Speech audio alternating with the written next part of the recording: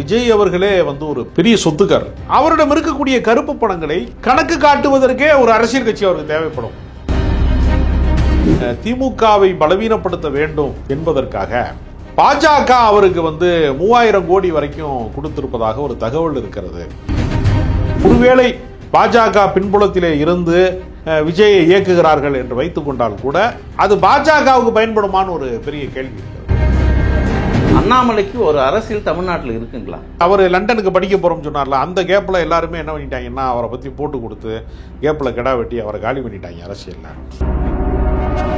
அண்ணாமலை கட்சி துவங்கி விஜயோட பயணிக்க போறாருன்ற வார்த்தை வந்துட்டு இருக்கு. அது கொங்கு நாடு ஜனதா கட்சின்னு ஒரு கட்சி தொடங்க போறாரு.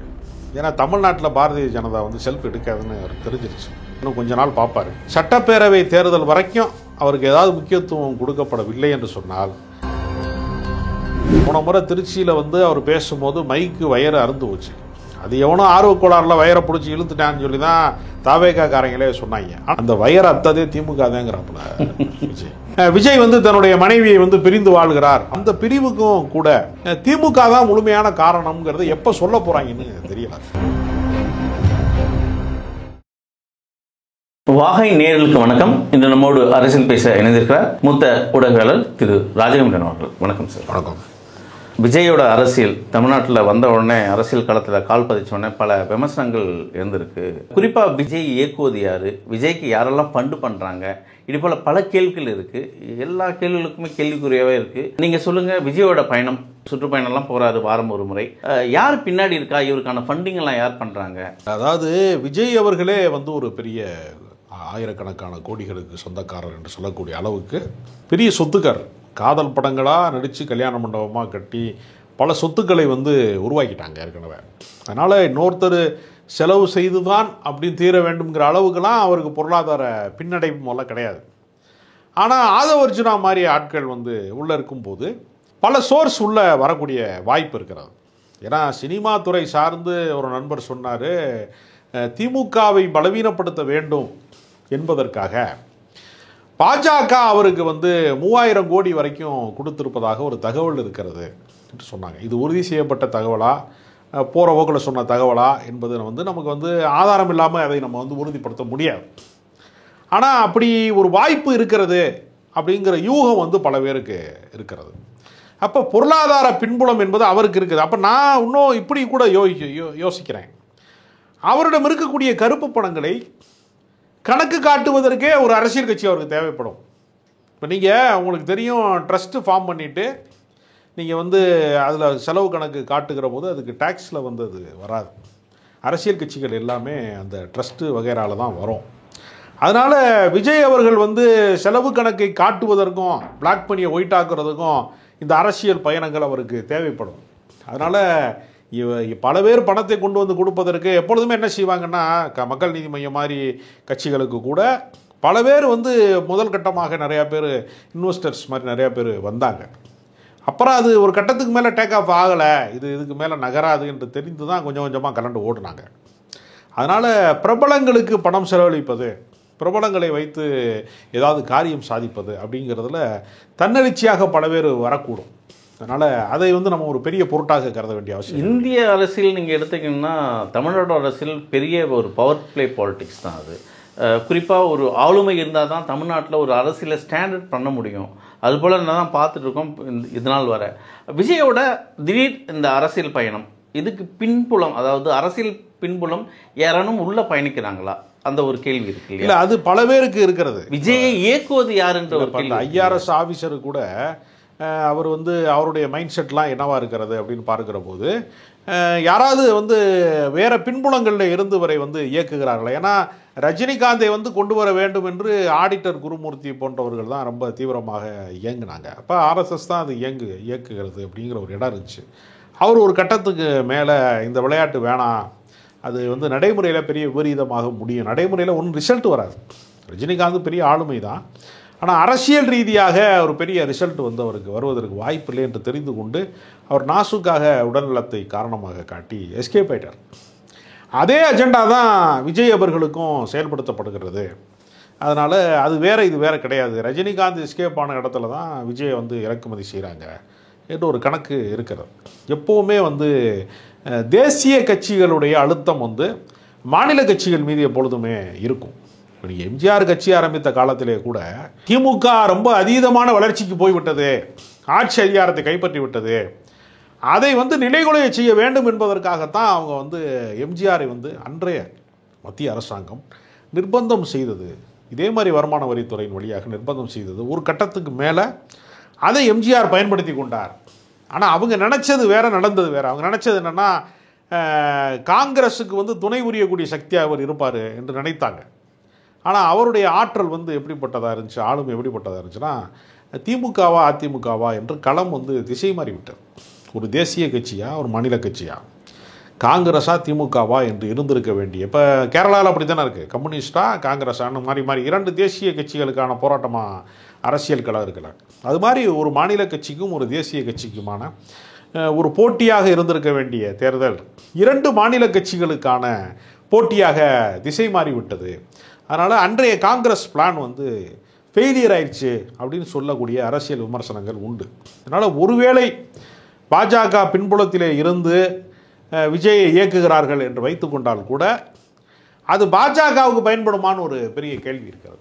இப்போதைக்கு அவர்கள் அதிகாரத்தில் இருக்கிறார்கள், அவர்கள் சொல்வதைத்தான் கேட்க வேண்டும், அவர்கள் சொல்வதைத்தான் கேட்க வேண்டும் என்கிற இடத்திலே இப்போது இருக்கலாம். எப்போதும் அப்படி இருப்பார்களா, அது நீடிக்குமா, நிலைக்குமா என்ற ஒரு பல்வேறு கேள்விகள் இதற்குள்ளே இருக்கிறது. விஜயை பேசும்போது தமிழ்நாட்டு அரசியலில் குறிப்பாக இன்னொருத்தரும் பேசணும். பாஜகவை வழிநடத்தி வந்த அண்ணாமலை, இன்றைக்கி அண்ணாமலை பாஜகவில் கழட்டி விடப்பட்டிருக்காரு அப்படின்ற ஒரு பேசும் பொருளும் இருக்குது. ஆனால் அண்ணாமலையோட அரசியல் தமிழ்நாட்டில் வேறு விதமாக இன்றைக்கி பயணிச்சுருக்காரு. அண்ணாமலைக்கு ஒரு அரசியல் தமிழ்நாட்டில் இருக்குங்களா? அது சாதாரணமாக போலீஸ்காரர்கள் பல பேர் ஹெல்மெட் இல்லாமல் வர்றான் அல்லது வந்து வேறு ஒன்வேல வந்துட்டான் அப்படின்னா என்ன செய்வாங்க, மிரட்டி அவங்களுக்கு ஃபைன் போடுவாங்க. மிரட்டி பணம் பறிப்பது அப்படிங்கிறது வந்து அதிகார வர்க்கத்தில், குறிப்பாக காவல்துறை சார்ந்த அதிகார வர்க்கத்தில் ரொம்ப இயல்பான ஒன்று.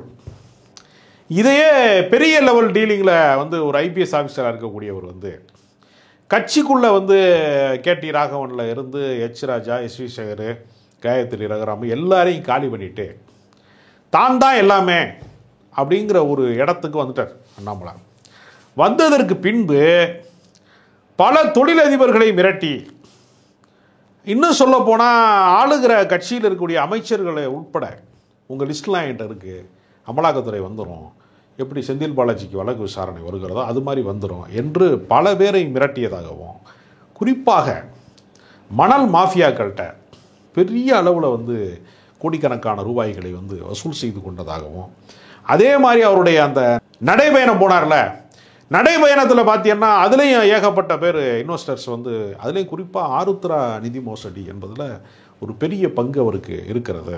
அதுலெல்லாம் வந்து ஆயிரக்கணக்கான கோடிகள் வந்து மோசடி செய்யப்பட்டதற்கு, அவரை பாதுகாப்பதற்கான பல விஷயங்களில் பெருங்கொண்ட சொத்துக்கள் அவருக்கு சேர்ந்துருக்கிறார். அவர் தொடக்கத்தில் என்ன சொன்னார், என் வீட்டு வாடகை ஒரு ஆள் கொடுக்குறாரு, இதுக்கு செலவுக்கு ஒரு ஆள் கொடுக்குறாரு, அப்படித்தான் நான் இருக்கிறேன்னு சொன்னார். இன்றைக்கி ஆடு மேய்ச்சல் தான் இருக்கேன் அப்படின்னு அப்படிலாம் பேசினார். இயற்கை விவசாயம் அப்படிலாம் பேசினார். அது ஆனந்தோட மாதிரி பத்திரிகையில் வந்தது ஆடு மேய்ச்சாரு. அது எப்போவுமே போலி சாமியார்கள் உருவானாலும் போலி தலைவர்கள் உருவானாலும் விகடனில் வந்து ஒரு சிறப்பு பேட்டியெல்லாம் போட்டு அவரை புனிதராக்கிற வேலையை முதல் கட்டமாக பூஸ்டப் பண்ணுற வேலையை ரொம்ப சிறப்பாக செய்யக்கூடிய ஒரு நிறுவனம் அது. நிறைய போலி சாமியார்களை ஜக்கி வாசுதேவ்லேருந்து பல பேரை டுபாக்கூர்னு ஒருத்தன் உருவாக போகிறான்னா எப்படியோ இவங்களுக்கு தெரிஞ்சிடும். அவனை உடனே பூஸ்டப் பண்ணி அவன் தான் ஒரு உலகத்திலே ரொம்ப தூய்மையானவன், ஒரு உத்தமை வந்துட்டான் அப்படின்னு சொல்லி நம்மளை பூரா மண்டையை கழுவி நம்மளை கொண்டே தெருவில் முச்சந்தியில் நிப்பாட்டுற வரைக்கும் முயற்சி பண்ணிகிட்டே இருப்பாங்க. அதில் வந்து பெரிய கெட்டிக்காரங்க வைங்க. அதனால் இவர் ஆட்டுக்குட்டி மேய்க்கிறாரு, இயற்கை விவசாயம் பண்ண போகிறாருனா, இப்போ கடைசியில் எதுவுமே இல்லைன்னா அவர் முதல் தேர்தலில் போட்டியிடுகிற போது அவருடைய சொத்து பட்டியல் என்ன, அவர் நாடாளுமன்ற தேர்தலுக்கு தாக்கல் பண்ணும்போது அவருடைய சொத்து பட்டியலுடைய விகிதாச்சாரம் என்ன அப்படின்னா பல மடங்கு உயர்ந்திருக்கிறது. அறம் என்று சொல்லக்கூடிய இணைய இதழில் அதற்கான முழு டீட்டெயிலை பத்திரிகையாளர் சாவித்ரி கண்ணன் வந்து ஒரு பெரிய விரிவான கட்டுரையாக கூட அவர் எழுதியிருக்கிறார். இப்போ பார்த்தீங்கன்னா 85 கோடிக்கு பால் பண்ண வைக்கிறதுக்கு நான் வந்து இடம் வாங்கியிருக்கேன் அப்படின்லாம் அவர் சொல்கிறாரு. ஆனால் ஒரிஜினலான மதிப்பு வந்து 250 கோடி வரைக்கும் இருக்கும். அது சும்மா வந்து வெளியில் சொல்கிறதுக்கான ஒரு சும்மா ஒரு குறைந்தபட்ச மதிப்பை தான் அவர் காட்டியிருக்கிறாரு. இப்போ சொல்கிறாரு, அண்ணே இப்போ தான் நான் வந்து இயற்கை விவசாயம்லாம் பண்ண போகிறேன்னு, பண்ணக்கூடாதானே நான் அப்படின்னு ரொம்ப இல்ல, அப்பாவியா இதுல கேட்குறாரு. முக்கியமான விஷயம், அண்ணாமலை கட்சி துவங்கி விஜயோட பயணிக்க போறாருன்ற வார்த்தை வந்துட்டு இருக்கு. அது கொங்கு நாடு ஜனதா கட்சின்னு ஒரு கட்சி தொடங்க போகிறாரு. ஏன்னா தமிழ்நாட்டில் பாரதிய ஜனதா வந்து செல்ஃப் எடுக்காதுன்னு அவருக்கு தெரிஞ்சிருச்சு. அப்புறம் அவரை இனிமேல் வந்து அவர் லண்டனுக்கு படிக்க போகிறோம்னு சொன்னார்ல, அந்த கேப்பில் எல்லாருமே என்ன பண்ணிட்டாங்கன்னா அவரை பற்றி போட்டு கொடுத்து கேப்பில் கிடா வெட்டி அவரை காலி பண்ணிட்டாங்க அரசியலில். அந்த இடைவெளியில் தான் நயினார் நாகேந்திரன் உள்ளே வந்துட்டார் அப்படின்னு ஒரு தகவல் வருது இல்லையா. அதனால் இப்போ அவர் பார்த்தாரு, கட்சியில் நமக்கு முக்கியத்துவம் தருவார்களா தரமாட்டார்களா என்பதை அவர் வந்து இன்னும் கொஞ்ச நாள் பார்ப்பார். சட்டப்பேரவை தேர்தல் வரைக்கும் அவருக்கு ஏதாவது முக்கியத்துவம் கொடுக்கப்படவில்லை என்று சொன்னால் தனியாக ஒரு அமைப்பை தொடங்குவது, கொங்கு மண்டலத்துக்குள்ளேயாவது நம்ம ஒரு செல்வாக்கு மிக்க நபராக, எப்படி வடக்க வந்து வன்னியர் சமுதாயத்தை வைத்து கொண்டு ராமதாஸ் ஒரு அரசியல் செய்கிறாரு, ஒவ்வொருத்தரும் அந்த பகுதிசார் அரசியல் செய்கிறாங்கல்ல, அந்த வாய்ப்பு அண்ணாமலைக்கு இருக்குது. அதனால் ஒரு வாக்கு வங்கியை வந்து நம்ம உருவாக்கிக்கிட்டு ஏன் நம்ம வந்து ஒரு அரசியலை செய்யக்கூடாது, ஒரு தைலாபுரம் தோட்டம் மாதிரி நம்ம ஏன் அவர் பால் பண்ண வைக்கிறாரு, அங்கே ஏன் ஒரு தோட்டத்தை பாஜக அனுமதிக்குமா இதுக்கெல்லாம்? பாஜகவை எதிர்த்துருவார் ஒரு கட்டத்துக்கு மேலே. எதிர்த்து அரசியல் பண்ணுற துணிவுடையவன் மட்டும்தான் அரசியலில் வந்து வெல்ல முடியும். நீங்கள் கடந்த காலங்களில் ஜெயலலிதா போன்றவர்களுக்கெல்லாம் இருக்கக்கூடிய ஒரு துணிச்சல் தான் அவங்கள வந்து பல உயரங்களுக்கு அழைத்து சென்றது. அதனால் எல்லாருமே 100% வந்து தகுதியோடு தான் அரசியலுக்கு வருகிறார்கள் அப்படின்னு சொல்ல முடியாது. விஜய் மாதிரி பல பேர் நம்மளை பார்த்து ரொம்ப பேர் விசிலடிக்கிறாங்கிறதுக்காக கூட அரசியலுக்கு வரக்கூடியவர்கள்லாம் இருக்காங்க. இல்லை, விஜயோட தொண்டர்கள் வந்து அண்ணாமலையை பூஸ்டப் பண்ணுறாங்க. விஜய் அண்ணாமலை வருகையில் அந்த சோஷியல் மீடியா என்னென்னா விஜயோட பேச்செல்லாம் எடுத்து அண்ணாமலைக்கு மேட்ச் பண்ணி சோஷியல் மீடியா வைராக்கலாங்க. சிங்கம் சிங்கிளாக தான் வரும், இது மாதிரி டைலாக்லாம் எடுத்து அண்ணாமலைக்கு போஸ்ட் போட்டுருக்காங்க இந்த விஜய் தாவேக்கா தரப்பில். இதை எப்படி எடுத்துக்குது நம்ம? இல்லை, அதாவது ரெண்டுமே, அதாவது ஒரு அரசியலிலே வந்து அரசியல் முதிர்ச்சி இல்லாமல், போன முறை திருச்சியில் வந்து அவர் பேசும்போது மைக்கு வயரை அறுந்து போச்சு. அது எவனோ ஆர்வக்கோளாறில் வயரை பிடிச்சி இழுத்துட்டான்னு சொல்லி தான் தாவேக்காரங்களே சொன்னாங்க. ஆனால் இப்போ என்ன சொல்கிறா அப்படின்னா, இந்த முறை வந்து நாகப்பட்டினம் திருவாரூருக்கான இந்த சுற்றுப்பயணத்தில் அந்த வயரை அத்ததே திமுக தாங்கிறாப்புல விஜய். அப்போ விஜய் வந்து தன்னுடைய மனைவியை வந்து பிரிந்து வாழ்கிறார், அவருடைய மனைவி வந்து லண்டனில் இருக்காங்க, இவர் பனையூரில் தனியாக இருக்கிறாரு, பேச்சுலராக இருக்கார். அந்த பிரிவுக்கும் கூட திமுக தான் முழுமையான காரணம்ங்கிறது எப்போ சொல்ல போகிறாங்கன்னு தெரியல. எது நடந்தாலும், புருஷன் பொண்டாட்டி சண்டை நடந்தாலும் என்ன நடந்தாலும் சரி, இனிமேல் வந்து நீங்கள் தோசை கருகிருச்சுனா கூட ஹோட்டலில் திமுகவோட சதினால தான் கருகிருச்சு, இல்லைன்னா தாவேக்காரங்களுக்கு மட்டும் இந்த மாதிரி கருண தோசையை கொடுத்துட்டாங்கன்னு கூட சொல்லுவாங்க போல தெரியுது. அரசியல் முதிர்ச்சி இல்லாமல், அதாவது ஆதாரம் இல்லாத விஷயங்களை பேசுவதுன்னு ஒன்று இருக்குது. இப்போ இவர் வந்து கடலோர மீனவர்களுக்கு மத்தியில் பேசுகிறப்போ உங்களுக்கு ஒன்றுமே செய்யலை அப்படின்னு அவர் பேசிக்கிட்டு இருக்கிறார். ஆனால் உண்மையிலேயே வந்து கப்பற்படையின் மூலமாக அந்த தமிழக மீனவர்களை வந்து பாதுகாக்க தவறக்கூடிய இடத்துல இலங்கை கடற்படையால் வந்து இலங்கையினுடைய கப்பற்படையால் வந்து சிங்கள கடற்படை தான் வந்து நம்மளை தாக்குது தமிழக மீனவர்களை.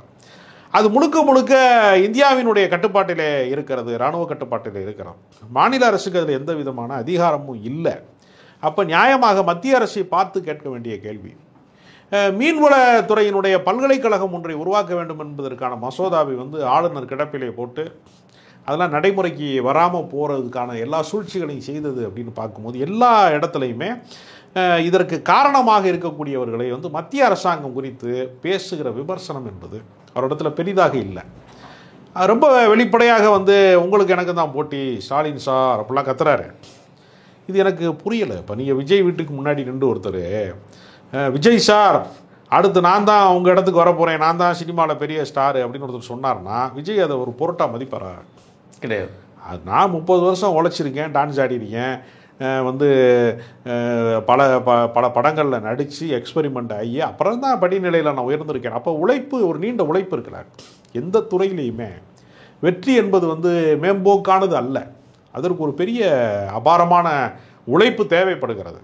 அதனால் ஒரு 75 வருட இயக்கம் அது பவள விழா காணக்கூடிய ஒரு இயக்கமாக அது இருக்குது. அதோட வந்து நீங்கள் வந்து தன்னை ஒப்பிட்டு கொள்வது இருக்குல்ல, அதுவே ரொம்ப குழந்தைத்தனமாக இருக்குது. யாரோட வந்து யாரை ஒப்பிடுவது அப்படிங்கிறது ஒன்று இருக்குல்ல, அதற்கு நீங்கள் நிறைய உழைக்கணும், நிறைய வேலை செய்யணும்.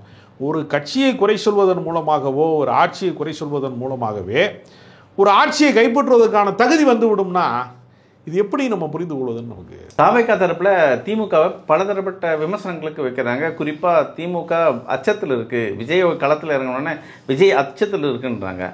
ஒரு வேளை தமிழகத்து அரசியல் களம் அண்ணாமலையும் சரி கட்சி துவங்கி விஜயோட இணைந்து செயல்பட்டால் எப்படி அந்த பயணம் எப்படி இருக்கு? இல்லை, அப்படி வந்து உடனடியாக தங்கள் நிறத்தை காட்ட மாட்டாங்க. அதற்கு வேறொரு காலகட்டம் எடுத்துக்கிறோம். முதல் கட்டமாக வந்து அவரும் ஒரு பரிசோதனை முயற்சியாக ஒரு கட்சியை தொடங்குகிறார் என்கிற போது அவருக்கு என்ன ஆதரவாளர்கள், ஊர்வலங்கள் என்னென்ன இதெல்லாம் இருக்கலாம், அது ஒரு வாழ்த்து தெரிவிக்கிறாரு. இன்னும் படிநிலையில் தான் அதை கொஞ்சம் கொஞ்சமாக மெர்ஜாவாங்களே தவிர பளிச்சுன்னு வந்து அண்ணாமலையெல்லாம் வந்து இணைப்பு சாத்தியமாக ஒரு கூட்டணி உருவாகிறது மாதிரி சாத்தியங்களையெல்லாம் உருவாக்கினா இவர் பேசுகிற மதச்சார்பற்ற கொள்கை என்பது பிறப்புக்கும் எல்லா உயிருக்கும் என்பதெல்லாம் ஒரு நாடகம்தான் அப்பட்டமாக வெளிப்பட்டோம். அதனால் அந்த மாதிரி அரசியல் தவறுகளை செய்ய மாட்டாங்க.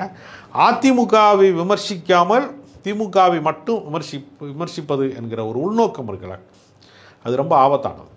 தமிழ்நாட்டிலே இருக்கக்கூடிய மற்ற எல்லா கட்சிகளுமே தவறாக இருக்கிறது, அதற்கு மாற்றாக தாவேகா இருக்கிறதுன்னு பேசினா அரசியல் இதாக எடுத்துக்கலாம்.